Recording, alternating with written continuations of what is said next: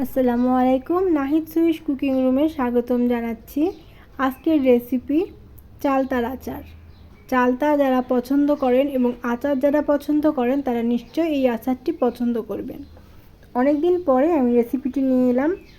এর জন্য আমি এখানে নিয়েছি 2টা চালতা। একটা চালতা আমি আগে থেকে প্রসেস করে রেখেছি এবং আর একটা চালতা আমি কিভাবে প্রসেস করতে হয় তাই দেখানোর জন্য এখানে রেখেছি। তো চালতা আচার প্রত্যেকটা লেয়ার এভাবে খুলে নিতে হবে, একটু প্রেশার ক্রিয়েট করতে হবে। যারা সাধারণত এগুলো করে থাকেন তারা পারবেন। আমি সাধারণত বটির কাজ করি না আর এভাবে কখনো করতে অভ্যস্ত না, তো আমার একটু সময় লাগছে। তো চালতার প্রত্যেকটা লেয়ার আলাদা করে নিতে হবে। আর এটা যেন হাত না কেটে না, এটা প্রচুর শক্ত, এটা একটু সাবধানে প্রত্যেকটা লেয়ার আলাদা করে এখানে টুকরো করে নিতে হবে। এভাবে করে প্রত্যেকটা লেয়ার, যতগুলো লেয়ার আছে সবগুলো আলাদা করতে হবে, করে এরকম চিকুন চিকুন করে কাটতে হবে। একদম চিকুন করে কাটতে পারেন, আবার যদি মনে করেন যে না মোটা করে কাটবেন, মোটা করে কেটে পাটা দিয়ে একটু থেঁতে করে নিতে পারেন। তাতে করে ভেতরটা বেশ ভালো করে মশলা চলে যাবে, সমস্যা হবে না। তো আমি পাতলা করে কুটলাম।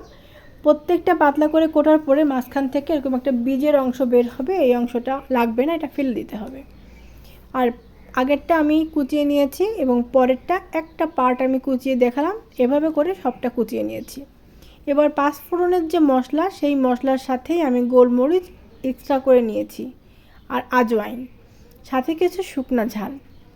এটা আমি একসাথে করে শুকনো খোলায় হালকা ভেজে নিয়েছি। হালকা ভাজলেই হবে, খুব বেশি ভাজার দরকার নেই। হালকা ভাজা হয়ে গেলে এটাকে রেখে ঠান্ডা করে তারপরে গ্রাইন্ডারে গুঁড়ো করে রাখতে হবে। এবার একটি কড়াইয়ের মধ্যে এটা আমি হালকা ভাপে দিয়ে নিয়েছি, আপনারা চাইলে ভাপ না দিয়েও রাখতে পারেন।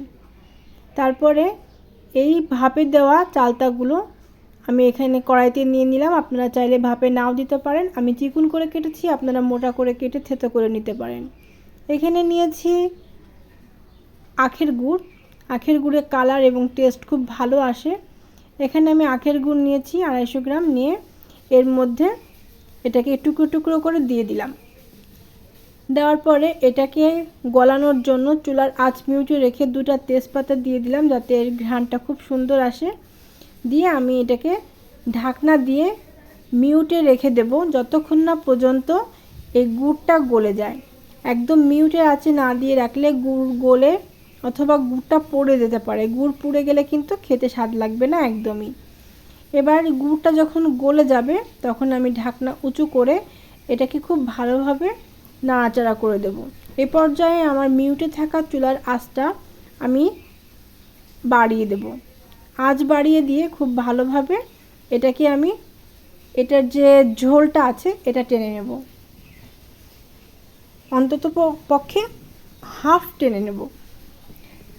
আর এই ফাঁকে বলে রাখি যে অনেক দিন আমি আমার চ্যানেলে ভিডিও দেই না, তার জন্য আমি দুঃখিত। লাইক কমেন্ট করে পাশে থাকবেন। আর এখানে আমি দিয়ে রাখলাম আদা ও রসুনের পেস্ট 1 চামচ করে, দিয়ে এটাকে আমি আবার সুন্দর করে নাড়াচাড়া করে দিলাম। বাইরের চালতার আচারের থেকে ঘরে এভাবে চালতার আচার বানিয়ে রাখলে আপনার এই আচার খেতেই মন চাইবে, আর কিছু খেতে মন চাইবে না। এবার খুব ভালোভাবে এটাকে ফুটিয়ে নিচ্ছি।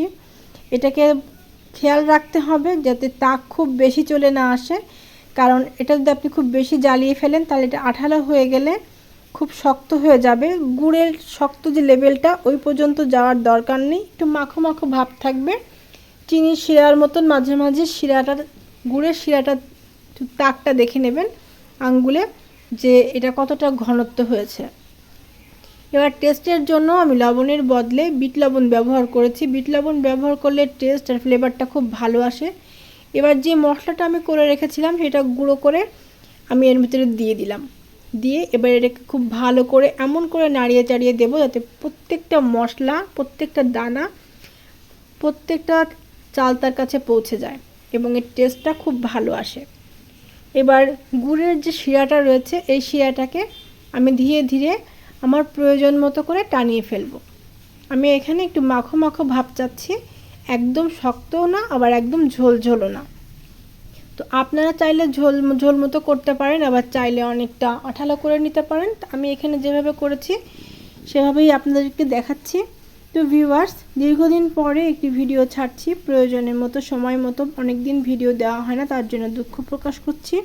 আশা করছি আপনারা লাইক কমেন্ট সাবস্ক্রাইব করে পাশে থাকবেন, আর পাশে থাকা বেল আইকনে ক্লিক করে রাখবেন।